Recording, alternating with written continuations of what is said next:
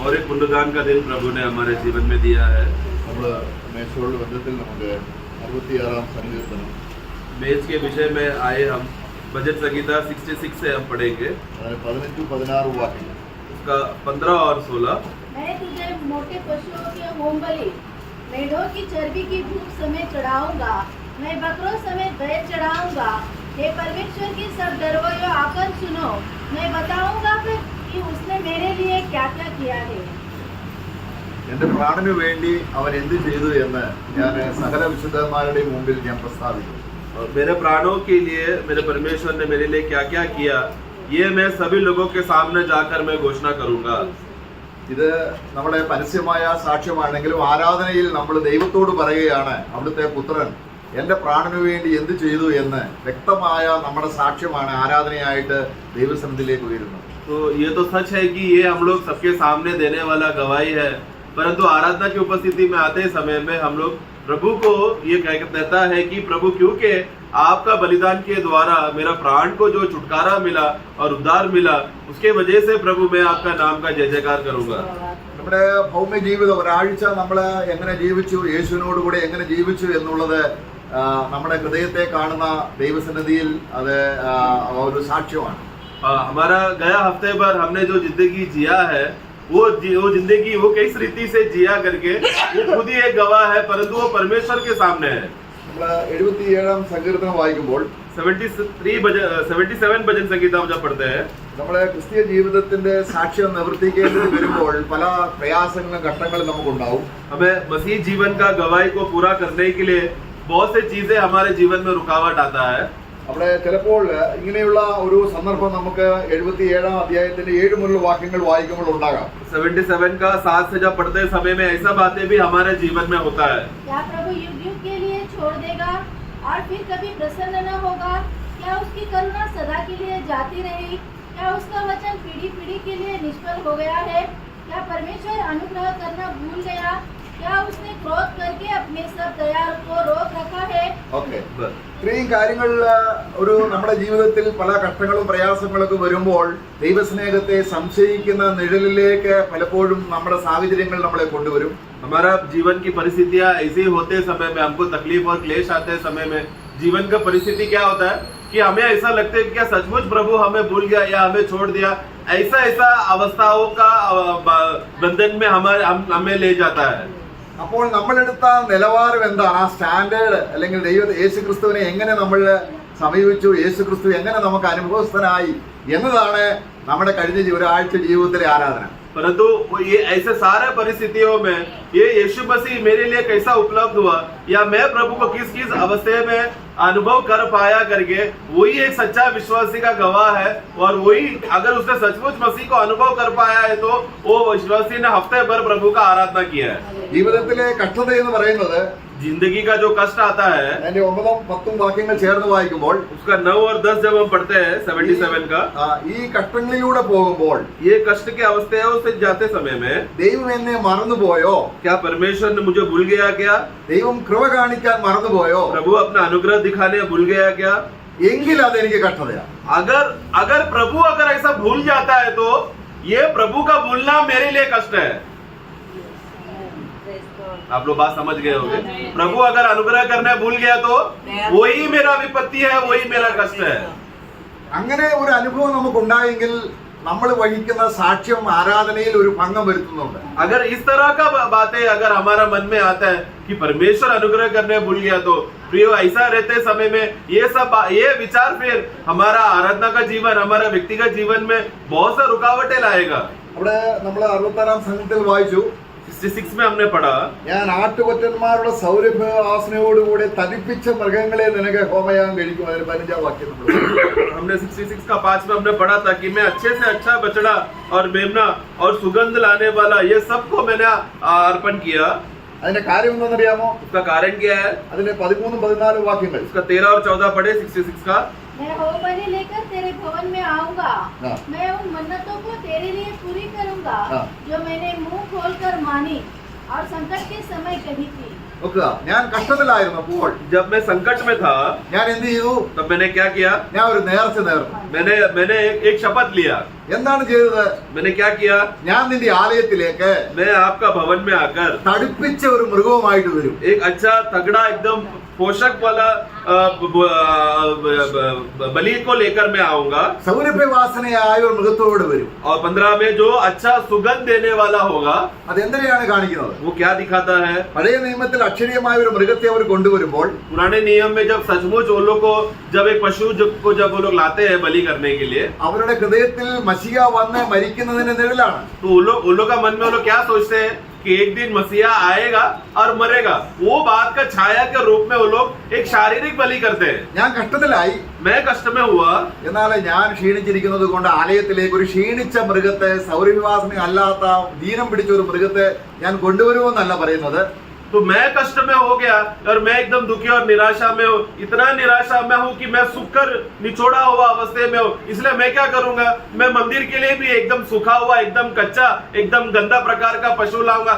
ऐसा मनोभावना मैं नहीं रखूंगा. പിന്നെന്താണ്? बल्कि मैं क्या ഈ करूंगा? ഘട്ടത്തിൽ ദൈവം തന്റെ പുത്രനെ തന്ന കൃപയെ ഓർക്കുകയാണ്. बल्कि इस कष्ट के अवस्थे में मैं जाते समय में भी पिता परमेश्वर ने अपने एकलौता पुत्र मुझे अनुग्रह के रूप में दिया है करके ये बात को देखकर मैं धन्यवाद करूंगा. എങ്ങനെയുള്ള പുത്രനെ? किस तरह का पुत्र है वो? സ്വന്തം പുത്രനെ, अपने एकलौता पुत्र ദൈവമായിരിക്കുന്നവനെ जो परमेश्वर है, താണലോകത്തിലേക്ക് അയച്ചപ്പോൾ अपने आप को नीचा भूमि पर आया. എന്റെ കഷ്ടത്തിൽ मेरे कष्ट के लिए എന്നോട് കരുണ തോന്നുന്നതാണ്. मुझे पर दया दिखाया. അതുകൊണ്ട് ഞാൻ എന്ത് ചെയ്യും? इसलिए मैं क्या करूंगा? ആലയത്തിലേക്ക് വരുമ്പോൾ जब मैं मंदिर में आऊंगा, പുഷ്ടിയുള്ള യേശുവിനെ, सबसे तंदुरुस्त वाला बलि जो यीशु रहेगा, ഒരു സ്തോത്രവുമില്ല, ഒരു സന്തോഷവുമില്ല, ഒരു ആരാധനയുമില്ല, വളരെ ക്ഷീണിച്ചും ആരാധനൊക്കെ പറഞ്ഞുകൊണ്ട് ആരാധനയ്ക്ക് വരികയാണ്. मतलब एकदम तकलीफ से, उदास होकर, निराश होकर, एकदम हल्का रीति से किसी ने बोला आराधना में आने, इसलिए मजबूरन आना पड़ रहा है. ऐसा आराधना है क्या? അല്ല, नहीं. ദൈവം എനിക്ക് बल्कि परमेश्वर ने मेरे लिए ഒരു രോഗവുമില്ലാത്ത, बिना कोई रोगी का തടിച്ചു കൊഴുത്ത, एकदम सबसे तगड़ा भोजन, എല്ലാ കൃപ കൊണ്ടും നിറഞ്ഞ, सबसे सारा अनुग्रह से भरा हुआ ये मेमना ദൈവത്തിന്റെ സകല സമ്പൂർണ്ണതയിൽ ഏകരവും വസിക്കുന്ന, और परमेश्वर का सारा संपूर्णता देहधारी होकर बसा हुआ इस यीशु मसीह में, ആ കാര്യത്തിൽ ദൈവം ഒട്ടും കൃപ കുറയ്ക്കാതെ ധാരാളമായി എന്റെ മേൽ കൃപ പകർന്നത് കൊണ്ട് उस विषय में पिता परमेश्वर ने अनुग्रह के संबंध में कोई बात का कमी नहीं छोड़ा, बल्कि पुत्र को देते समय में अनुग्रह भर के भंडारता से दिया. ഞാൻ എങ്ങനെ വരും? तो मैं कैसा होऊंगा? ഞാൻ ആട്ടുകൊറ്റന്മാരുടെ സൗരഭ്യവാസനയോടുകൂടെ, मैं वाक्य 15:66 का 15, मैं सारा भेड़ों का सुगंध से भरकर मैं आऊंगा. Praise the Lord. मैं ആരാധനയ്ക്ക് എങ്ങനെയാണ് വരുന്നത്? आराधना में कैसा आते हैं प्रियो? നമ്മൾ ചിന്തിക്കുന്നത് വളരെ ക്ഷീണിച്ചും മടുത്തൊക്കെ നമ്മൾ വരുന്നു, പക്ഷെ പോകുമ്പോൾ സന്തോഷത്തോടെ പോകുന്നു. അങ്ങനെയാണ് പലരും ചിന്തിക്കുന്നത്. बहुत लोग सोच के रखे आराधना में आना मतलब थोड़ा थक कर आना, उदासी से आना, निराशा से आना, जाने का टाइम खुश होकर जाना. നിങ്ങൾ അങ്ങനെയല്ല. ऐसा नहीं है प्रियो. നാം നിറഞ്ഞു വരികയാണ്. हम लोग आते ही भर के आए हैं, ക്രിസ്തുവിനാൽ നിറഞ്ഞ്. मसीह में भरकर. ഓ പ്രൈസ് ദി ലോർഡ്. ഒന്ന് ദൈവം തന്റെ പുത്രനെ നമ്മുടെ കയ്യിൽ തന്നിരിക്കുകയാണ്. आज परमेश्वर ने अपने एकलौता पुत्र को ही हमें दे दिया है. ഈ പുത്രനെ നമ്മൾ തിരിച്ച് ദൈവത്തിന് കൊടുക്കണം. और क्यों दिया है? ताकि यही पुत्र को हम वापस पिता को लौटाए. എന്റെ കഷ്ടത്തിൽ അവൻ നല്ലവനായിരുന്നു. मेरा कष्ट में और तकलीफ में ये हुआ भला था. എന്റെ പരീക്ഷകളിൽ അവനെ സഹായിച്ചു. मेरा सारा परीक्षाओं में उन्होंने संभाला. ഇങ്ങനെ നമുക്ക് ദൈവത്തോടുള്ള നമ്മുടെ ഹൃദയത്തിലെ സാക്ഷ്യം നമ്മൾ പ്രസ്താവിക്കുമ്പോൾ इस रीति से अपना गवाह को प्रभु की उपस्थिति में जब मैं बरकरार करके बताता हूँ कि यहोवा हर अवस्थे में मेरे साथ भला था, നമ്മുടെ ഇടയിൽ നിന്നും സുഗന്ധം ദൈവസന്നിധിയിലേക്ക് ധൂപമായി ഉയരുകയാണ്. तो इस तरीके से जब धन्यवाद को जब हम लोग अर्पण करते समय में क्या होता है? जब सब लोग धन्यवाद चढ़ाते समय में हमारे बीच में से सुगंध उठकर आता है. തന്റെ പുത്രനെ കുറിച്ചുള്ള ഓർമ്മയാണ് ദൈവം നമ്മളിൽ നിന്ന് സ്വീകരിക്കുന്നത്. और परमेश्वर क्या करेगा? अपना पुत्र का स्मरण ही पिता परमेश्वर लेगा. നമ്മള് എബ്രായ ലേഖനം 5-ാം അധ്യായത്തിൽ നമ്മൾ വായിക്കുമ്പോൾ इब्रानियों का पुस्तक उसका 5 में हम पढ़ते हैं, അതിന്റെ 2-ാം വാക്യം 5:2. वह अज्ञानों और खुले फटकों के साथ नरमी से व्यवहार कर सकता है, इसलिए कि वह आपकी निर्बलता से घिरा है. ഇവിടെ നോക്കുക, അവിടെ പഴയ നിയമത്തിൽ पुराने नियम में ദൈവം മനുഷ്യന് വേണ്ടി ഒരു ഒരു ഒരു ഒരു മഹാപുരോഹിതനെ കൊടുത്തിരുന്നു. उसका एक पढ़ना, क्योंकि हर एक महायाजक मनुष्यों में से लिया जाता है और मनुष्यों ही के लिए उन बातों के विषय में जो परमेश्वर से संबंध रखती है ठहराया जाता है, की भेंट और पाप बलि चढ़ाया करे। हाँ, അപ്പോൾ ആർക്കാണ് ദൈവം കൊടുക്കുന്നത്? तो वो किसके लिए परमेश्वर दे रहा है? അറിവില്ലാത്തവർക്ക്, मतलब वो मनुष्यों को दिया जा रहा है, उन मनुष्यों को जिनको जानकारी नहीं है, വഴിതെറ്റി പോകുന്നവർക്ക്, जो रास्ते से भटक चुके हैं। അങ്ങനെയുള്ള ജനത്തിന് वाक्य 2 में वो ऐसे इस प्रकार के लोगों के लिए ദൈവം ഒരു മഹാപുരോഹിതനെ കൊടുക്കുമ്പോൾ परमेश्वर जब एक महायाजक देगा, ആ മഹാപുരോഹിതനും വഴിതെറ്റി പോകാവുന്നവരും ബലഹീനത പൂണ്ടവനുമാണ് എങ്കിലും ये महायाजक का भी अवस्था क्या है? ये महायाजक खुद ही एक कमजोर व्यक्ति है, वो भी भटक सकता है, तो भी परमेश्वर अपने लोगों का भलाई के लिए याजक देता है। അവർ ആരായിരിക്കണം? तो कौन होना चाहिए? ദൈവത്തെ അടുക്ക് വരുന്ന ജനത്തോട് സഹതാപം കാണിപ്പാൻ കഴിവുള്ളവനായിരിക്കും. वाक्य 2, तो भले ही महायाजक भी भले ही क्यों ना कमजोर हो, लेकिन जिस लोगों को वो अपने सेवा के द्वारा परमेश्वर का निकट लाएगा, वो सेवा करने वाला व्यक्ति लोगों के ऊपर दया और तरस खाने वाला, समर्पण करने वाला, मन अच्छा होने वाला व्यक्ति होना चाहिए। അപ്പൊ ദൈവം പഴയ നിയമത്തിൽ അഹരോനെ കൊടുത്തപ്പോൾ तो इसलिए जब पुराने नियम में जब परमेश्वर ने अहरोन को दिया, എല്ലാ പുരോഹിതന്മാർക്കും ഉണ്ടായിരിക്കേണ്ട ഒരു ഗുണമെന്ന് പറയുന്നത് അടുത്ത് വരുന്ന ജനത്തോട് അവരെങ്ങനെയുള്ളവരാണ്? വഴിതെറ്റി പോകാൻ സാധ്യതയുണ്ട്, അവർ ബലഹീനരാണ് എന്ന് പറഞ്ഞ് അവർക്ക് വേണ്ടി മധ്യസ്ഥത ചെയ്യുകയും പ്രാർത്ഥിക്കുകയും ചെയ്യാൻ കഴിവുള്ള സഹതാപം തോന്നിക്കുന്ന ഒരു മഹാപുരോഹിതനെയാണ് ദൈവം കൊടുത്തത്. तो इसलिए पुराने नियम में जब भी परमेश्वर ने महायाजक को जब ठहराया था, ये महायाजक के अंदर एक खास गुण क्या होना चाहिए? ये लोग क्या है? ये लोग थोड़े भूले हैं, कभी कभी भटक सकते हैं, कभी कभी परमेश्वर के रास्ते से दूर हो सकते हैं। ये लोग ऐसा अवस्था होएगा तो भी महायाजक हमेशा दयालु होना चाहिए, लोगों के ऊपर हमदर्दी दिखाकर, हाँ तू भटक सकता है, कोई बात नहीं, तो भी तू आ, मैं तुझे परमेश्वर के निकट रखूंगा करके, इस प्रकार का मनोभावना महायाजक के अंदर हमेशा रहना चाहिए। അപ്പോൾ ആടുകളുടെ യാഗമുണ്ട്, तो भेड़ों का बलि है, ഒരു മഹാപുരോഹിതനുണ്ട്. और उसके अलावा महायाजक को भी बलि करना है। ഈ പുതിയ നിയമത്തിൽ परंतु नए नियम ഈ में ആടും ക്രിസ്തുവാണ്, ये भेड़ भी प्रभु है, മഹാപുരോഹിതൻ ക്രിസ്തുവാണ്. महायाजक भी प्रभु यीशु मसीह है। ഡബിൾ പോർഷൻ ആണ് നമുക്ക് വേണ്ടി ദൈവം इस തന്നിരിക്കുന്നത്. रीति से दोनों का गुण का दुगना भाग हमें मिल गया डायरेक्ट। നമുക്ക് എബ്രായ ലേഖനം 7 അധ്യായം इब्रानियों का पुस्तक 7वां अध्याय 26 മുതലുള്ള വാക്യങ്ങൾ വായിക്കുമ്പോൾ उसका 26 से जब हम पढ़ते हैं, अतः ऐसा ही महायाजक हमारी योग्य था, जो पवित्र और निष्कपट और निर्बल और पापियों से अलग और स्वर्ग से भी ऊंचा किया हुआ हो। उन महायाजकों के समान उसे आवश्यकता नहीं कि प्रतिदिन पहले अपने पापों को और फिर लोगों के पापों के लिए बलिदान चढ़ाए, क्योंकि उसने अपने आप को बलिदान चढ़ाकर उसे एक ही बार पूरा कर दिया। 28 also. क्योंकि व्यवस्था तो निर्बल मनुष्य को महायाजक नियुक्त करती है, परंतु उस शपथ का वचन जो व्यवस्था के बाद खाई गई, उस पुत्र को नियुक्त करता है, जो युगानुयुग के लिए सिद्ध किया गया है। എന്നേക്കും തികഞ്ഞവനെ, एक जो युगानी युग सिद्ध रखने वाला, എന്നേക്കും തികഞ്ഞവൻ जो सिद्ध है, എവിടെയാണ് അവൻ തികഞ്ഞവന്? कहाँ पर है वो सिद्ध? നമ്മുടെ പ്രാണനെ രക്ഷിക്കാൻ കഷ്ടാനുഭവങ്ങളാൽ തികഞ്ഞവനെ. इस विषय पे वो सिद्ध हुआ कि हमारा प्राणों को बचाने के लिए प्रभु यीशु मसीह खुद कष्ट से और दुख से वेदना गया, ताकि वो सिद्धता पे पहुंचा, ताकि हमें भी वो सिद्ध मुकाम पे पहुंचा सके। അപ്പൊ ക്രൂശിൽ അവനെ ഒരു കുഞ്ഞാടായി ദൈവം തന്നു. क्रूस में परमेश्वर ने यीशु को एक मेमना का रूप में दिया, അവൻ കഷ്ടതയിൽ തികഞ്ഞു. और फिर यीशु मसीह कष्ट से सिद्ध हुआ। ഇന്ന് അവൻ നമുക്ക് എന്താണ്? आज वो हमारे लिए कौन है? നമ്മളോട് സഹതാപം കാണിപ്പാൻ കഴിയുന്ന ഒരു മഹാപുരോഹിതൻ. हमारे ऊपर दया दिखाने वाला, नम्र होकर हमारे ऊपर हमारे लिए सब प्रकार का दया दिखा के करुणा दिखाने वाला एक श्रेष्ठ महायाजक है। ഈ രണ്ട് കാര്യങ്ങൾ ഹൃദയത്തിൽ ഗ്രഹിച്ചു കഴിഞ്ഞാൽ ये दोनों बातें अगर हम लोग ग्रहण कर पाएंगे तो ദൈവം എന്നോട് കൃപ കാണിക്കത്തില്ല എന്ന് ആർക്കെങ്കിലും പറയാൻ പറ്റുമോ? ये इतना सब कुछ परमेश्वर ने मेरे लिए किया है करके होने के बाद, वो समझ जाने के बाद, फिर वो व्यक्ति कभी बोल सकता है क्या परमेश्वर मेरे ऊपर करुणा करने भूल गया? അപ്പോൾ കഷ്ടങ്ങൾ വരുമ്പോൾ നമ്മൾ നേരണം. तो इसके लिए प्रिय कष्ट होते समय में हमें परमेश्वर की उपस्थिति में आना है। ഞാൻ അവിടുത്തെ ഓമനപുത്രനുമായി ഞാൻ നിന്റെ ആലയത്തിലേക്ക് വരും. क्या गवाही देना है हमें? हे प्रभु, आपने मुझे दिया हुआ अपना एकलौता पुत्र, उस पुत्र को लेकर ही मैं आ रहा हूँ मंदिर में। കഷ്ടാനുഭവങ്ങളാൽ തികഞ്ഞവനായവനെ, एक ऐसा पुत्र, एक ऐसा मेमना जो सारा कष्ट से जाकर भी वो सिद्ध हुआ, खरा निकला। അവൻ എനിക്ക് എല്ലാ കഷ്ടങ്ങളിലും നല്ലവനാണ്. और वो मेमना मेरे हर कष्ट में, तकलीफ में मेरे लिए वो भला है। അവൻ ഇന്ന് എനിക്ക് മഹാപുരോഹിതനാണ്. और आज मेरे लिए वो महायाजक ഈ है। മഹാപുരോഹിതൻ इस महायाजक को ബലഹീനനായ എനിക്ക്, मुझ जैसे कमजोर व्यक्ति के लिए എനിക്ക് വേണ്ടി അവൻ പ്രാർത്ഥിക്കുന്നു. मेरे लिए प्रार्थना कर रहा है। ഇങ്ങനെ ഈ ക്രിസ്തുവിന്റെ രണ്ടു വശങ്ങളെ നമ്മുടെ ഹൃദയത്തിൽ യഥാർത്ഥമായി ഉയർത്തിക്കൊണ്ട് പിതാവിലേക്ക് വന്നാൽ ഈ ആരാധന സ്വർഗം സ്വീകരിക്കുക തന്നെ ചെയ്യും. इस रीति से ये दोनों पहलू को प्रभु ने जो हमारे लिए किया हुआ कार्य को अगर प्रभु का इस पहलू को अगर लेकर हम लोग आराधना में आते समय में पक्का पिता परमेश्वर हमारा भेंट को स्वीकारेगा. ഈ കാര്യങ്ങൾ ഉൾക്കൊണ്ടുകൊണ്ട് इस बातों को मन में रखते हुए വീണ്ടും നമുക്ക് അതിന്റെ 14 വാക്യം 66 14 വാക്യം वापस हम लोग 66 का 14 पढ़ेंगे भजन संगीता. इसी प्रकार ഞാൻ കഷ്ടത്തിലായിരുന്നപ്പോൾ അവയെ എന്റെ അധരങ്ങളാൽ നേർന്നു. मैं जो मुझसे मुंह खोलकर मांगी हाँ। और संकट के समय दही तो अगला वाक्य? संकट के समय में जब मैं था तो मैंने मुंह खोलकर प्रभु को धन्यवाद दिया. अगला वाक्य. ആ मैं तुझे मोटे पशुओं की कोमबली हाँ। भेड़ों की चर्बी की धूप समेत चढ़ाऊंगा. हाँ. നോക്കുക. അപ്പോൾ ആരാധനയിൽ എന്താണ് അവൻ ചെയ്യുന്നത്? तब आराधना में क्या हो रहा है?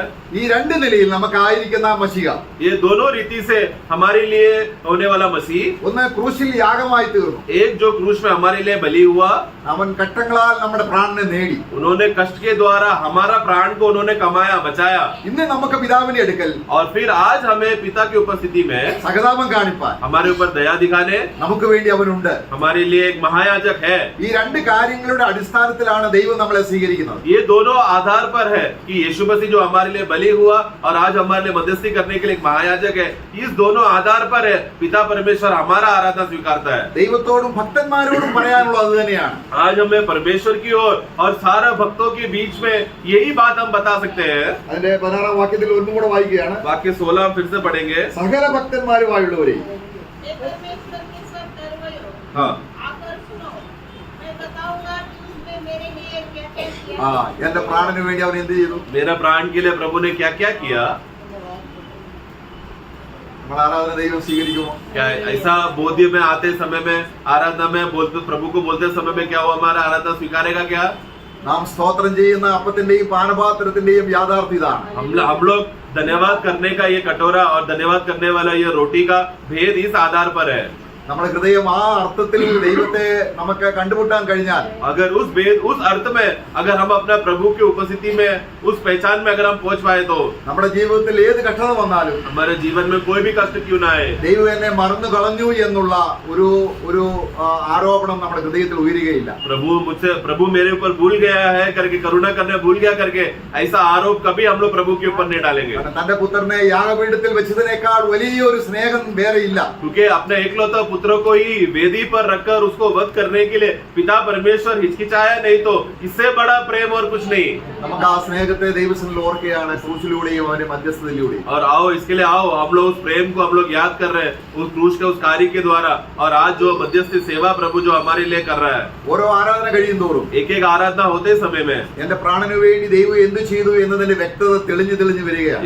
मेरा प्राण के लिए मेरा प्रभु मेरे लिए क्या क्या किया करके प्रतिदिन मेरा आराधना में एक एक बात वो बोध्य प्रभु ने मेरे लिए ऐसे ऐसा कार्य किया करके इसका स्पष्टता हमको और मिलते जा रहा है. അവന്റെ ജീവിതത്തിൽ ആ തടിപ്പിച്ച മൃഗത്തിന്റെ ഹോമയാഗവുമായി സൗരഭ്യവാസനയായ യാഗവുമായി വരണമെങ്കിൽ इसलिए अगर उस प्रभु की उपस्थिति में आते समय में एक अच्छा तगड़ा बलि के साथ और मेढ़ों के साथ जो सुगंध देता है इस प्रकार का बलि लेकर आना है तो പൊന്നിനെ ശോധന ചെയ്തതുപോലെ നമ്മുടെ വിശ്വാസത്തെ പരിശോധിക്കുമ്പോൾ നാം പറയുന്ന സാക്ഷ്യം ദൈവത്തിന്റെ സന്നിധിയിൽ ഉയർന്നു വരും. तो उस प्रभु की उपस्थिति में आते समय में हम क्या देख रहे हैं, जब हमारा जीवन में कोई भी तकलीफ और क्लेश आते समय में जो हमारा विश्वास आग से परका हुआ समान होगा, ऐसे समय में भी जब हम प्रभु को पकड़े रहते समय में तभी भी हमारा गवाही बाहर निकलेगा. നമ്മുടെ ആരാധനയ്ക്ക് ഒരു കൊഴുപ്പ് യേശു ക്രിസ്തുവിന്റേതായിരിക്കുന്ന ആ പരിജ്ഞാനത്തെ കുറിച്ചുള്ള ആത്മാവ് തരുന്ന ജ്ഞാനമാണ്. हमें आराधना में आते समय में एक अच्छा तगड़ा रीति से परमेश्वर की उपस्थिति में जो बोध करने का जो अवस्था जो हमारी ओर से आ रहा है वो पवित्र आत्मा देता है. ഈ ദൈവം എത്ര നല്ലവനാണ്. ये परमेश्वर बहुत भला है. ഈ ദൈവം അവന്റെ പുത്രനെ അവനായി വെക്കാതെ നമുക്കായി തന്നു. ये परमेश्वर ने अपने इकलौता पुत्र को अपने ओर नहीं रखा बल्कि हमें देने के लिए पिता परमेश्वर को भाया. അതിന് ഞാൻ ചെയ്യേണ്ടത് എന്താണ്? इसके लिए अभी हमें क्या करना है? നന്ദി നിറഞ്ഞ ഹൃദയത്തോടെ സ്തോത്രം बस പിതാവേ. धन्यवाद का स्तुति रूप अर्पण का बलि हमें बार बार चढ़ाते रहना है. അതെത്ര ശ്രേഷ്ഠമായ ആരാധനയാണ്. और वो कितना श्रेष्ठ आराधना है. അതിന്റെ തീവ്രത ഓരോ ആരാധന കഴിയുന്നതോറും വർദ്ധിച്ചു വരും. और उसका उत्साह उसका आनंद उसका वो ज्वलन है वो एक एक आराधना में बढ़ते जा रहा है. ആ അത് ഏറിയ വെള്ളങ്ങൾക്ക് കെടുത്താൻ കഴിയാത്ത ഒരു ദിവ്യ ജ്വലനമായി നമ്മുടെ ഹൃദയത്തിൽ അത് കത്തിക്കൊണ്ടിരിക്കും. और बहुत से पानियों भी बहते जाए तो भी उस ज्वलन को बुझा नहीं सकता, ऐसा तेज ज्वलन है प्रभु हमारे अंदर रखा है और वो प्रतिदिन बढ़ते जाएगा. ഒരു വിശ്വാസിയുടെ ആരാധന സ്ഥിരതയുള്ളതാണ്, എപ്പോഴും ആരാധിക്കുന്നതാണ്. एक विश्वासी का आराधना जो बोला तो स्थिर है और हमेशा आगे की ओर बढ़ते रहता है. കർത്താവിന്റെ ഈ കരുണ നമ്മുടെ ഹൃദയങ്ങളിൽ ധാരാളമായി വ്യാപരിക്കട്ടെ. प्रभु का ये करुणा हमारे ऊपर बहुताई से बहने दे അവന്റെ യാഗത്തെ കുറിച്ചുള്ള യാഥാർത്ഥ്യം ക്രൂശ് ആഴത്തിൽ ആത്മാവ് വെളിപ്പെടുത്തട്ടെ. और उनका क्रूस का जो कार्य है उसका गहराई हमको प्रकट करने दो. നമ്മുടെ സ്തോത്രത്തിനും ആരാധനയ്ക്കും ശക്തി ഉണ്ടാകട്ടെ. और हमारा धन्यवाद को और हमारे स्तुति में और भी बल और सामर्थ्य से भरे. കർത്താവിനെ നമുക്ക് ആ രീതിയിൽ ആരാധിക്കാം. आओ हम लोग प्रभु को सही रीति से आराधना करें.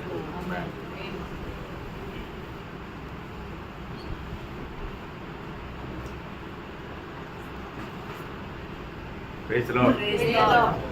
प्रभु की आराधना का रहस्य यीशु मसीह का सूली की मृत्यु है। Praise the Lord. प्रभु हमें उस आराधना का योग्य बनाया।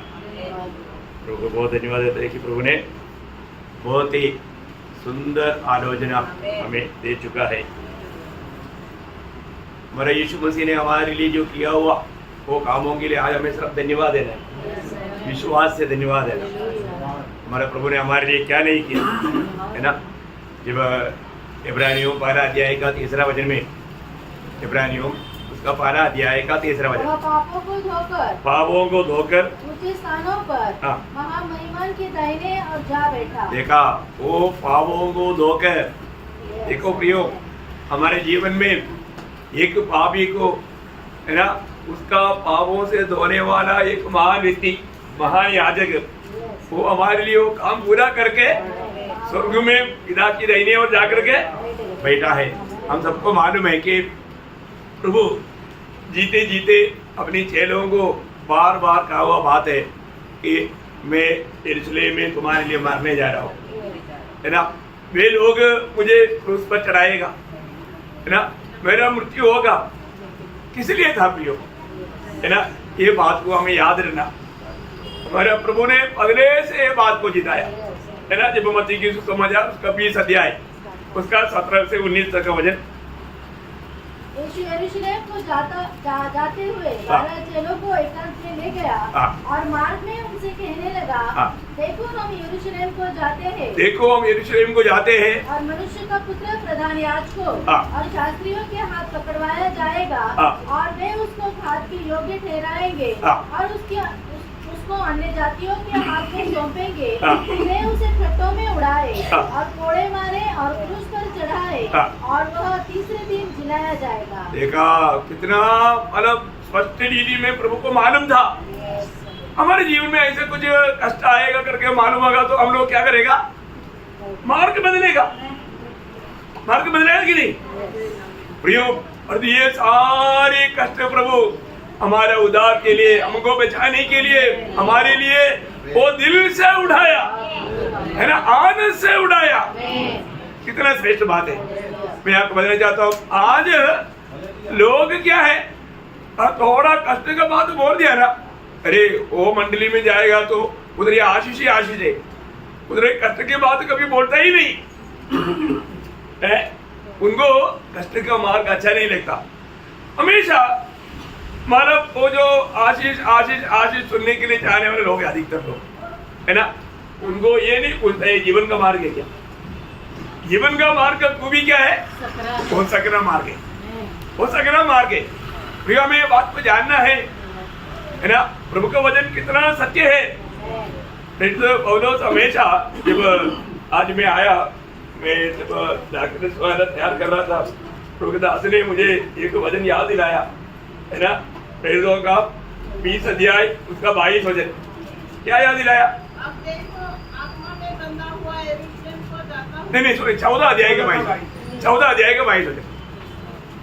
प्रेरितों 14 अध्याय का 22। लोगों के मन को स्थिर करते रहे लोगों का मन को स्थिर करते रहे, और ये उपदेश देते थे कि विश्वास में बने रहो, विश्वास में बने रहो। और ये कहते थे हमें बड़े क्लेश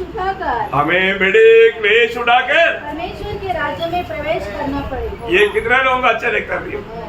हमें बड़े क्लेश उड़ा करके प्रियो मसीह जीवन का महत्व हमें जानना है। प्रियो हमारे जीवन में एक सच्चा मसीह जीवन क्या है। आज भी लोग मसीहत को नहीं जानते ना। प्रभु में जो जीवन हम लोग प्रभु में आने के बाद क्रूस ने हमारे जीवन में क्या कार्य किया है ना, बहुत बड़ा कार्य किया। कि भाई एफिसियों का पत्र उसका दूसरा अध्याय उसका 16 वचन पढ़ना। एफिसियों दूसरा अध्याय का 16 वचन। और क्रूस पर बैर को नाश करके हाँ इसके द्वारा दोनों को एक देह बनाकर हाँ परमेश्वर से मिलाए। क्या किया प्रियो क्रूस में? बैर को दूर किया, बैर को दूर किया है ना। परमेश्वर के साथ को दुश्मनी को दूरी को भी दूर किया और यहूदी के साथ का भी दूरी को दूर किया। सारे दूर होने वाले बात को दूर किया। प्रियो एक मसीह व्यक्ति कभी भी अपने दिल में किसी से दूरी नहीं रखता। ये मेल मिलाप का कार्य प्रभु ने किया और वो अपने अनुभव में होना कितना बड़ी बात है। क्रूस ने वो कार्य मेरे जीवन में, मेरा व्यक्तिगत जीवन में प्रभु ने किया है कि नहीं, ये बात को जानना मैं आपको बताना चाहता हूँ। प्रभु का यीशु में आने से पहले हमको क्या करना पड़ता, क्या करना है? पहला कुरिन्थी 11 अध्याय का 28 वचन। प्रीज द लॉर्ड। इसलिए मनुष्य अपने आप को जांच ले। हाँ इसका मतलब मनुष्य हरेक लोग अपने आप को जांचना है। हम लोग हरेक के साथ किस प्रकार की अच्छा संगति में है, अच्छा मेल मिलाप में है, ये बात को परखना है प्रियो है ना। प्रभु ने हमारे जीवन से अनेक प्रकार का दूरी को दूर किया। आज में एक सच्चा मेल मिलाप का जीवन बिताता है कि नहीं, ये बहुत बड़ी बात है हमारे जीवन में। अगर हम लोग जिस सच्चाई जानना चाहिए वो सही जी में नहीं जानेगा, उसके अनुसार मान करके जीवन नहीं बिताएगा तो फिर हम अयोग्य ठहरेगा। हमें परखना है प्रियो, प्रभु ने मेरे लिए क्या किया। प्रभु मेरे लिए इतना बड़ा कार्य करने के लिए वो कितना तक नम्र हुआ। मैं एक बात आपको बताना चाहता हूँ, आज नम्र होने में हम कहाँ तक विजयी है। हमारे जीवन में थोड़ा भी कुछ बात हमारा नापसंद का आ गया तो हम कूद उसको विरोध करेगा ना। एक रिबेल स्पिरिट, आगे ना मानने वाला एक आत्मा, क्यों आज भी हम वो आत्मा का अधीन है क्या। हमारे यीशु मसीह के पीछे चलने वाले एक व्यक्ति कितना भी कष्ट मुसीबत में प्रभु यीशु मसीह के बारे में जो हमारे लिए अगर हमें समझना है तो फिलिपियों दूसरा अध्याय का 8 वचन कभी भूलना नहीं प्रियो। फिलिपियों दूसरा अध्याय का 8 वचन क्या बोलता? मनुष्य के रूप में प्रकट होकर, मनुष्य के रूप में प्रकट होकर अपने आप को दीन किया, अपने आप को दीन किया और यहाँ तक देखा, यहाँ तक वो कौन है प्रियो? स्वयं परमेश्वर। वो मतलब हमारे लिए स्वर्ग छोड़कर दुनिया में मनुष्य बनकर आकर वो यहाँ तक दीन किया। आप देखिए यहाँ तक दीन किया, यहाँ तक आगे कार्यता के लिए दीन किया। प्रियो पिता का दिल को आनंदित करने के लिए पुत्र ने उस राविद सूली की मृत्यु भी हमारे लिए सह लिया। कितना बड़ी बात है प्रियो, हम उसके चेला है। आज भी हमारे दिल में सबके प्रति प्यार है क्या? कई बार लोग बोलते हैं ना, नहीं मेरे दिल में आपके प्रति कुछ भी नहीं, कुछ भी नहीं, यही सच बात है। क्योंकि प्रेम भी नहीं। क्या होना चाहिए? प्रेम होना चाहिए। परंतु हम बाहर से ऐसा दिखावा करता, यो जरूर परखना। आज कई लोग खूनी होकर, कई लोग बेविचारी होकर, कई लोग चोर और मूर्ति पूजक होकर के वेश में शामिल होता। कौन है खूनी? जो बैर करता, जो नहीं बेविचारी, जो मतलब कुदृष्टि करता है। जो कौन है चोर? कौन है मूर्ति पूजक? जो प्रभु के वचनों में नहीं बना रहता। देखो कई प्रकार पाप के गुलाम होकर के फिर भी अयोग्य नीति में आकर के मेष में शामिल होता है। प्रियो हमारे लिए हम जब प्रभु में जीवन मिलाता है, हमारे जीवन में आने वाला हर एक कष्ट एक स्वाद आस्वादन करना चाहिए। आनंद काल की बातों की उस यादाइश में यीशु मसीह ने इन कष्टों को क्या किया बोला? इब्रानियों का पत्री दूसरा अध्याय का 9 वचन। पर हम यीशु को जो स्वर्ग से क्रूसिफिक्स किया गया हाँ महिमा और आदर का मुकुट पहने हुए देखते हैं हाँ ताकि परमेश्वर के अनुग्रह से हाँ वो हर एक मनुष्य के लिए मृत्यु का स्वाद सके। देखा, हर एक मनुष्य के लिए। ओ क्या बात है प्रियो, यीशु मसीह की मृत्यु किसके लिए था? हर एक मनुष्य के लिए था, सबके लिए। हम लोग क्यों मरता है प्रियो? हम पाप में जन्मा, पाप है इसलिए पाप में मरता। आज हम मसीह में मरता हुआ तो विश्वास के द्वारा, लेकिन फिर भी मरता। और यीशु मसीह किसके लिए मरा है? वो मरा, हम पापियों के लिए मरा। ये बहुत बड़ी बात है, हमारे बदले में मरा। ये दुनिया में सबके लिए मरा। ये दुनिया में ऐसा कोई मृत्यु होता है क्या? नहीं हुआ प्रिय, सबके लिए मरा हुआ एक ही मृत्यु यीशु मसीह का मृत्यु है ना? वो हम सबके लिए मरा। इतना बड़ी बात है। क्यों हम सबके लिए मरा? है ना? हम सबको प्रभु धर्मी बनाना चाहता है ना? हम सबको जो इसका लाभ किसको मिलेगा? जो विश्वास करेगा। विश्वास करने वालों को लाभ है। और तो हम सबके लिए मरा, हमारे सबका पाप का भार उस पर लाया है ना? हम सबको धर्मी बनाने के लिए प्रियो प्रभु ने जो कार्य किया सूली पर, वो बात को हमें स्मरण रखना कितना जरूरी बात है ना? अगर वो नहीं किया तो इसके अलावा हमें धर्मी बनने के लिए कोई मार्ग नहीं। अब सबको याद है जब दूसरा कुरिन्थी 5 अध्याय उसका 21 वचन, जो पाप से अज्ञात था हाँ। उसी को उसने हमारे लिए पाप ठहराया हाँ। कि हम उसमें होकर हाँ। परमेश्वर की धार्मिकता बन जाए। देखा, हम उसमें होकर, मसीह में होकर। हमें एक बात को जानना है प्रियो, मैं आज मसीह में है कि नहीं, ये बात को जरूर जानना। मसीह में होकर, मसीह में है तो दंड की आज्ञा नहीं। प्रेज़ लॉर्ड, जो मसीह में है वो नया सृष्टि है। मसीह में हमको ये छुटकारा है। मसीह ने हमारे लिए सूली पर जब ये सगा, वहां पर उसके बारे में जब कोलोसियों में पत्री उसका पहला अध्याय उसका 20 वचन, कोलोसियों पहला अध्याय का 20 वचन, आज उसके क्रूस के बदले में लहू के द्वारा हाँ मेल मिलाप करके हाँ सब वस्तुओं का उसी के द्वारा से अपने साथ मेल करके। हाँ बताओ प्रियो, प्रभु यीशु मसीह ने लहू बहाया तो हमारा मेल मिलाप हो गया है। अरे दुनिया में कहीं भी लहू बहाया जाता है तो हंगामा होता। हंगामा के अलावा कुछ बात होता है क्या? दुनिया में कहीं भी लहू बहाया जाएगा तो वहां पर हंगामा होता। और तो एक ही व्यक्ति के लहू बहाने से शांति मिला, हमारा मेल हुआ, सबका मेल हुआ। वही यीशु मसीह के लहू का सामर्थ। कितना बड़ी बात है हमको प्रभु यीशु मसीह के लोगों से हमें ये छुटकारा मिला, ये शांति मिला, ये सांत्वना मिला। ये मेल हुआ, ये सच्चा शांति। अब देखो है आज प्रभु ने दिया हुआ शांति कितने लोगों के दिल में प्रभु का स्तुति करे। ओ सच्ची में प्रियो है, उस प्रभु की लहू से हम धोया गया।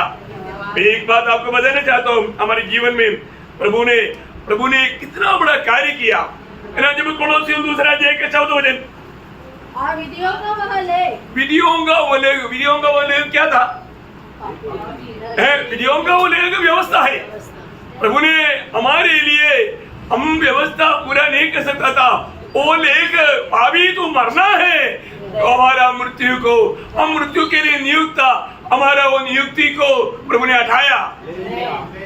यो हमें मिला हुआ छुटकारा। प्रभु के दास ने थोड़ी देर पहले बोला ना, मेरा प्राण के लिए क्या वो बातों को मैं वर्णन करता हूँ। सुनो ना है, हमें एक दूसरे को सुनाना है प्रियो है। हमारा ये गवाही में बहुत सामर्थ्य है ना? आपको मालूम है जब भी प्रभु का वचन हम सुनाता है, उस वचन का एक नाम क्रूस की वचन। क्या बोलता? क्रूस की कथा, क्रूस की वचन। क्रूस की वचन 2 रीति में काम करता है, ये सबको मालूम है ना? रोमियो कुरिन्थी 1 अध्याय का 18 वचन, क्रूस की कथा नाश होने वालों के लिए मूर्खता है, हाँ परंतु हम उद्धार पाने वालों के लिए हाँ, नाश होने वालों के लिए मूर्खता है, और जो हम उद्धार पाने वालों के लिए परमेश्वर का सामर्थ्य है। प्रियम, इस वचन में क्या क्या है? परमेश्वर का सामर्थ्य है। अब देखिए, परमेश्वर का ज्ञान है। इसलिए पौलुस यहाँ पर भी जाता था, क्या प्रचार करता था? उसका 23-24 वही अध्याय का 12 कुरिन्थी 12 अध्याय का 23-24। हाँ परंतु हम तो उस क्रूस पर चढ़ाए हुए मसीह का प्रचार करते हैं, हाँ जो यहूदियों के लिए ठोकर का कारण हाँ। और अन्य जातियों के लिए मूर्खता है। हाँ। परंतु जो बुलाए हुए हैं, जो क्या यहूदी क्या यूनानी, हाँ। उनके निकट मसीह परमेश्वर की सामर्थ हाँ। और परमेश्वर का ज्ञान है। प्रियो, ये सच्चाई को जो भी व्यक्ति अंगीकार करेगा उसको मिलने वाला छुटकारा कितना बड़ी बात है। मैं एक बात आपको बताना चाहता हूँ, आज आपने कितनी बार एक क्रूस का संदेश सुना प्रियो, और तो आपने इस बात पर विश्वास किया, आपने ये बात को अंगीकार किया। देखिए, सुनने के बाद में अंगीकार अगर नहीं किया वो लोग धन्य है, जो नहीं किया वो दोषी है। आपका भविष्य ये वचनों को स्वीकारा ना स्वीकारा उसके ऊपर है। आपने ये सच्चाई को अगर आपने नहीं स्वीकारा, इसको मतलब प्रयोग आप नष्ट हो गया, अनंत काल का उस तरह की आग में जा पड़ेगा। और जिसने स्वीकारा वो धन्य बन गया, क्योंकि वो मृत्यु से बच गया, वो अनंत जीवन में प्रवेश किया। कितना श्रेष्ठ बात है प्रियो। हम लोग जब भी प्रभु का उपस्थिति में जब आता है, प्रभु का मेष जब हम देखता है, तुरंत हमें याद आना चाहिए यीशु मसीह ने मेरे लिए क्या किया। ये हमारा अवस्था क्या था, है ना। रोमियो 3:23 में बोलता है सबने पाप किया और परमेश्वर का महिमा से रहित था। हमारा अवस्था क्या था प्रियो? रोमियो 6:23 क्या था? पाप का मजदूरी मृत्यु, उस अनंत काल के नरक की आग की ओर हम जाने वाला था। परंतु परमेश्वर का वरदान प्रभु यीशु मसीह में अनंत जीवन, उसकी कला जिसने अंगीकार किया उसको अनंत जीवन प्राप्त हुआ। वो मृत्यु से पार होकर के अनंत जीवन में प्रवेश किया। कितना धन्य बात है प्रियो। हमें मिला हुआ ये आशीष कहां से मिला, क्यों मिला, कैसे मिला? प्रभु यीशु मसीह हमारे लिए मरा प्रियो। यीशु मसीह ने हमारे लिए उस मृत्यु सहा। कितना बड़ी बात है। रोमियो का पत्री उसका 6 अध्याय का 10 वचन जरा पढ़ना। क्योंकि वह जो मर गया, तो पाप के लिए एक ही बार मर गया। देखा, वो हमारे बहुत मर गया। किसलिए मर गया? पाप के लिए एक ही बार मर गया, बार बार मरने की जरूरत नहीं। हमारे पाप का मजदूरी मृत्यु यीशु मसीह ने हमारे अपने ऊपर लिया प्रियो। प्रभु यीशु मसीह की लहू हमारे लिए बहाया, क्योंकि प्रभु व्यवस्था पूरा करने के लिए आया। व्यवस्था कहता है इब्रानियों 9:22 में, बिना लहू बहा करके मुक्ति नहीं, बिना लहू बहा करके मुक्ति नहीं। इस वचन को पूरा करने के लिए प्रभु यीशु मसीह ये दुनिया में भावरहित होकर के जन्म लिया, भावरहित होकर जीवन बिताया। और आपको मालूम है, एक ही दिन में 5 अदालतों में 7 बार न्याय करने के समय में सारे न्यायियों ने गवाही दिया कि इसमें पाप नहीं, ये दोषी नहीं। प्रिय, अन्याय क्यों हुआ प्रियो? इतना भयंकर अन्याय क्यों हुआ? यीशु मसीह की मृत्यु अन्याय है प्रियो। मेरे और आपका पाप की भयानकता हम क्रूस पर देखता है। अगर वो देख करके नहीं समझ पाया, हमारा एक सच्चा मसीह जीवन नहीं होता। हमें ये बात को जानना है प्रियो, है ना। एक निष्पापी को इस प्रकार का हमारा भयानक मृत्यु देना कौन सा न्याय है प्रियो? पर दो ये दुनिया में हम सब जीने के लिए जन्म हुआ, और यीशु मसीह एकमात्र व्यक्ति हम सबके लिए मरने के लिए आया। इसलिए यूहन्ना बपतिस्मा देने वालों ने यीशु मसीह को देख करके गवाही दिया। यूहन्ना का सुसमाचार 1 अध्याय का 29 वचन सबको मालूम है। देखो, ये जगत की पाप को ये कदर होगा नहीं, सारा आदम या पीढ़ी में जन्म होने वाला सारे मनुष्य का सारे पापों को लेकर चलने वाला परमेश्वर का मेमना। कितना बड़ी बात है। ये सच्चाई की प्रकाश एक भाभी को मिल गया तो प्रियो बहुत धन्यवाद है, बहुत धन्यवाद है। ये पाना चाहिए प्रियो। हमें मिला हुआ ये आशा है ना, ये शांति, ये सब कहां से मिला? प्रभु यीशु मसीह की कालवरी सूली में बहाया हुआ उस पवित्र लहू के द्वारा धोया जाने वाला लोगों को प्रभु ने दिया हुआ आशा है, प्रभु ने दिया हुआ ये दान है। कितना बड़ी बात है। मैं प्रभु को बहुत धन्यवाद देता हूँ। प्रभु हमारे लिए क्या नहीं किया प्रियो? प्रभु ने हमारे लिए सब कुछ किया, इसलिए वो हमारे लिए, मेरे लिए वो मरा, है ना। इसलिए हर एक का मसीह जीवन मसीह की प्रेम में विवेश होकर करने वाला बात है ना। आज हमारे जीवन कैसा है? मैं अपने जीवन के बारे में क्या गवाही देंगे। पिछले दिनों में बार बार पढ़ाए हुए एक शब्द भी पढ़ करके समाप्त करना चाहूंगा। दूसरा कोरिन्थी 5 अध्याय का 14-15 वचन। मसीह का प्रेम प्रियो, उली को जिसने ध्यान किया, जो पाप क्षमा का अनुभव पाया, उनको मसीह की प्रेम उनको विवेश करता। उस प्रेम में विवेश होते हुए हमारा जिंदगी को हमें बिताना है। मसीह की प्रेम हमको विवेश करता। ये समझते हैं, हम समझते हैं क्या? अभी भी समझते हैं क्या? हम ये समझते हैं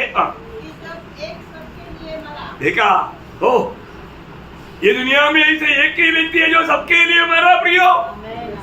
दुनिया में मतलब कोई भी व्यक्ति के बारे में, मृत्यु के बारे में बोल सकता है कि वो सबके लिए, छोड़ो घर के लिए, उसके घर के लोगों के लिए मरा करके बोल सकता है क्या? नहीं आना प्रियो। वो जो मरा उसके लिए मरा। परंतु ये दुनिया में एकमात्र मृत्यु का, एक व्यक्ति का मृत्यु है जो सबके लिए था, वो यीशु मसीह का मृत्यु है। वो बात मानने वाला है मसीह लोग। दुनिया नहीं जानेगा, दुनिया नहीं माना, पर तो आप मानता है ना, आप मानता है करके झूठ मत बोलना।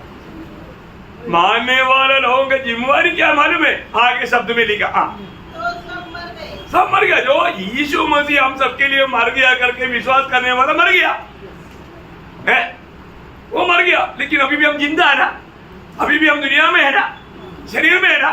हमारा शरीर में जीने का अर्थ क्या है समझो फिर? वो क्या बोलता? देखा, वो इस निमित्त मरा। ये दुनिया में जीते वक्त प्रभु यीशु मसीह में विश्वास करके उद्धार पाए हर एक लोग ये जानना है, मैं प्रभु यीशु मसीह बोलता है मैं तेरे लिए मरा। अभी तुम जो जिंदा है ना, तुम्हें ये बात को समझना, तुम्हारा जिंदगी तुम्हारा मनमानी में जीने के लिए नहीं, तुम्हारी इच्छा में चलने के लिए नहीं, मेरे लिए जीना है, मेरे लिए। आज मरा जो जीवित है, देखा, आगे को अपने लिए ना जिए, अपने लिए जीना नहीं प्रियो है। एक बात मैं आपको बताना चाहता हूँ, आज हम किसके लिए जीता है करके हमें जानना चाहिए, है ना। आपको मालूम है चाइना में बहुत विश्वासियों को बहुत तकलीफ होता है ना। बचपन का दिनों में मतलब वहां पर बहुत गुप्त रीति में ऐसा ओपन आराधना नहीं होता, गुप्त रीति में संगति होता। संगति में मतलब आने वाला वो लोग कम से कम हर एक बार आने के समय में वो एक और आदमी को लेकर आना चाहिए था, उनकी व्यवस्था है। नहीं तो आप विश्वास जीवन में मर गया। अब एक विश्वास ये करके आप बोल नहीं सकता। आपका जीवन की गवाही से लोगों में प्रभाव होना चाहिए। भक्ति का वेश धारण कर का सामर्थ्य जोड़ दिया, कहां से आत्मा आएगा? चाइना में इतना प्रतिकूल अवस्था में लोग जब भी गुप्त अवस्था में गुफाओं में जब इकट्ठा होते थे, लोग और भी 3-4 लोगों को साथ में लेकर आते थे, वो लोग भी प्रभु के लिए मरने के लिए तैयार है। कितना बड़ी बात है प्रियो। इधर तो गुप्त रीति में कोई गुफाओं में नहीं हम आराधना कर रहा है, चिल्ला चिल्ला करके है रोड के किनारे में आराधना कर रहा है। इतना आजादी होने के बाद में भी कितने लोग आत्मा को लेकर आया है। हम लोग कितना शर्माना चाहिए। हमको मिला हुआ ये आजादी उद्धार का महत्व अभी तक हमने नहीं जाना। प्रभु ने हमें किस लिए अनेक किया, बचाया, ये बात को हम नहीं जाना। जिंदगी में हम कभी प्रभु का गवाही देता ही नहीं, प्रभु के लिए जीता नहीं, सिर्फ स्वार्थता अंत समय का लक्षण है। सिर्फ अपने लिए जीना, अपने आप को प्यार करना। मसीह की प्यार से लोग बहुत दूर है प्रियो, बहुत दुख लगता है प्रियो। हमारे जीवन में हमको इतना आजादी मिलने के बावजूद भी अगर हम प्रभु के लिए आत्माओं को जीत नहीं पाता, लोगों को प्रभु के मसीह में लेकर नहीं आ पाता प्रियो, हमारे जीवन प्रभु के लिए कोई काम का नहीं। अपने आपको परखना प्रियो। विश्वास क्या है? विश्वास में नहीं, मसीह मुझ में जी रहा है, वो है विश्वास है। पर जो आज मैं जी रहा है, मुझ में मसीह जी रहा है, ये बात को यकीन करना। इसलिए सब लोग जाने आखिरी बात वापस एक बार, न किए, आगे को उधार पाने के बाद में उधार पाया हुआ व्यक्ति आगे को अपने लिए राजी है। परंतु उसके लिए हाँ जो मेरे लिए मरा हाँ और फिर जी हाँ, उसके लिए जीना, मेरे लिए जीना मसीह, मरना ना। भाई ऐसा कहने के लिए लायक बनना हमारे जीवन में है ना। जब भी हम बड़ी आराम से कुछ भी ना परखते हुए इतना दिल में नफरत और कड़वाहट भर करके भी हम प्रवेश ले रहे हैं, हाँ, अच्छी बात है। अब मेष लिया, अरे तो आपने क्या लिया? दिंड को खाया और पिया। क्या खाया? दिंड को खाया और पिया। धोखा मत खाओ भाई, योग्य रीति में शामिल होना प्रिय। वजन नहीं बदलता, प्रभु नहीं बदलता, हम कहता है ना। पहला कुरिन्थी 10:17 वजन, जिसने की एक ही रोटी है, एक ही रोटी है, तो हम भी जो बहुत है, हाँ, एक देह है। देखा इसका मतलब ये महेश क्या बोला था? हम सब एक है, हम सब एक है, हम एक शरीर का हम अवयव है। Praise the Lord। ऐसा है क्या प्रियो? हमें परखना है, हमें जानना है, हमें जांचना है।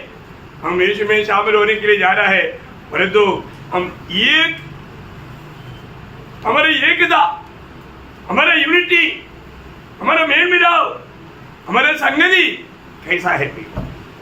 है ना। अपने आप को परखना। कितनी बार हम छोटी छोटी बात जब प्रभु के वचन के द्वारा भी समझाया जाता है ना, कई लोगों को बुरा लगता, बुरा रहना चाहिए प्रियो। अपन नम्र नहीं, हमारे में अभी भी आज्ञाकारिता का आत्मा नहीं, आज्ञा ना मानने वाले आत्मा काम करता है, इसलिए कई लोगों को संगति का गौरव नहीं प्रियो। हम प्रभु के आगमन की निकटता में है तो इब्रानियों 10:24-25 वचन रोज सुनाएगा तो भी अच्छी बात है। कई लोग करते हैं ऐसे, हम नहीं करना प्रियो। कुछ लोगों की रीति है, कुछ लोगों में रीति, और रीति छोड़ दो प्रियो। वो कुछ लोगों में आप लोग नहीं आना, आप नहीं आना प्रियो। कुछ लोग जो करता है संगति को लापरवाही करता, वो कुछ लोगों में आप लोग नहीं आना, क्योंकि आप नगु से खरीदा हुआ है, प्रभु के लिए मूल्यवान है। प्रभु ने आपको इतना बड़ा प्यार दिया, इससे बड़ा प्यार क्या करना प्रियो? कहाँ मिलेगा? इतना बड़ा प्यार देने के बावजूद भी आप शरीर में बना नहीं लेता, शरीर का दर्शन नहीं पाया, क्या फायदा प्रियो? आज भी हम उस शरीर का दर्शन पाया। आज हमारे जीवन में एक सच्चा गवाही है, नहीं तो कितना दुख की बात है। हर एक पवित्र लोगों को ये बताना चाहता हूँ, हम लोग जब पेश में शामिल होने जा रहे हैं, हर एक लोग फर्क हो गई। आज मेरा जीवन में मेरा प्रभु आनंद दे गया। प्रभु के वचन मुझे कैसा लगता? सीधे लोगों के लिए प्रभु का वचन अच्छा लगता। Praise the Lord. आज अच्छा लग रहा है क्या प्रिय? आपका मन क्या गवाही देता? आपका विवेक क्या गवाही देता? हर को प्रियो, रफरी कितनी बार विसिल मारा है? आप तो गोल मार के खुशी में है, तो गोल का भी कोई लाभ नहीं। उससे पहले रफरी ने विसिल मारा था, और वो विसिल सुना क्या? प्रभु की आत्मा ने चेतावनी दिया था, वो चेतावनी सुना है क्या? करेक्ट किया है क्या? फाउल है, फाउल। जिंदगी पूरा फाउल से भरा हुआ। फर्क ना प्रियो, अपने जीवन को फर्क। तो मैं प्रभु को बहुत धन्यवाद देता हूँ। उमेश में जाने से पहले हर एक पवित्र लोग प्रियो, मैं आपको बताता ना, आप यहाँ पर आकर के नहीं परखना, घर में उधर से निकलने से पहले परखना। इधर आकर के संगति में प्रभु आज मुझसे बोलना करके प्रार्थना करना, प्रभु आपका दास को मेरे लिए वचन दे। वो प्रार्थना के लिए आपने 5 मिनट पहले आने के लिए बोला। क्या सुनने के लिए? प्रभु आपके दास के द्वारा जो भी वचन आएगा वो मेरे लिए होना चाहिए, मेरे से आप बात करना प्रभु। उसके लिए आप लोगों को बुलाया, कौन बोलो सुनता लोगों को समझता नहीं। यो आपको जो भी आलोचना मिलता है प्रभु की उपस्थिति में ध्यान करके सुनना। प्रभु कई बार बोलता ना, तुम कैसे सुनता है कैसे सुनता? इधर से सुनता, इधर से छोड़ता। ऐसा नहीं प्रियो है। ये 2 कान, एक सुनने के लिए एक छोड़ने के लिए नहीं दिया, दोनों कान से सुनकर दिल में उसको समाना है और जीवन में लाना है। तो प्रभु आपको आशीष दे। प्रभु को महिमा मिले। आमीन।